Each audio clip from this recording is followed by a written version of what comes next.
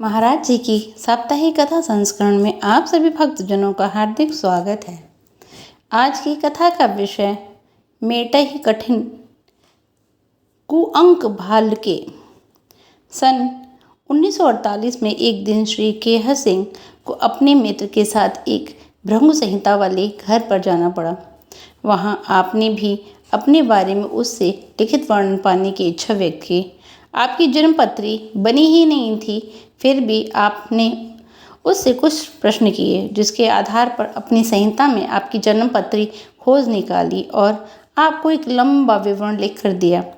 उसमें लिखित सभी बातों पर आपके विगत जीवन की घटनाओं की सत्यता होती हुई देखी गई। इस कारण आपको विश्वसनीय प्रतीत हुई। उसमें भविष्य का एक बात अशुभ थी। उसके अनुसार 54 वर्ष की आयु में किसी भयानक रोग में आपकी मृत्यु होनी थी, जिससे आपको मानसिक परेशानी हो गई। आप अपने बच्चों के लिए कुछ भी नहीं कर पाए थे। इन जिम्मेदारियों का पूरा होना संभव भी नहीं था।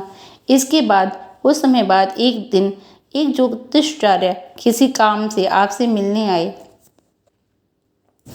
आपने इस संबंध में उनसे बातें की। उन्होंने आपकी जन्मपत्री का फिर से निर्माण किया और आपके हाथ की रेखाओं का निरीक्षण किया।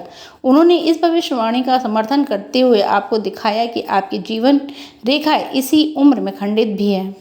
अब आगे संदेह की कोई गुंजाइश ही नहीं रही।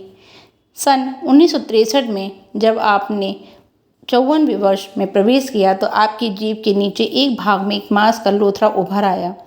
डॉक्टर ने इसे कैंसर ग्रोथ बताया। अब आप अत्यधिक चिंतित रहने लगे। आपके संकुचित थे और निर्णय भी नहीं कर पा रहे थे कि इस मुसीबत का बयान बाबा से कैसे करूं, ना करूं, कैसे अपने दिल की मुसीबतों के बारे में बाबा को बताऊं।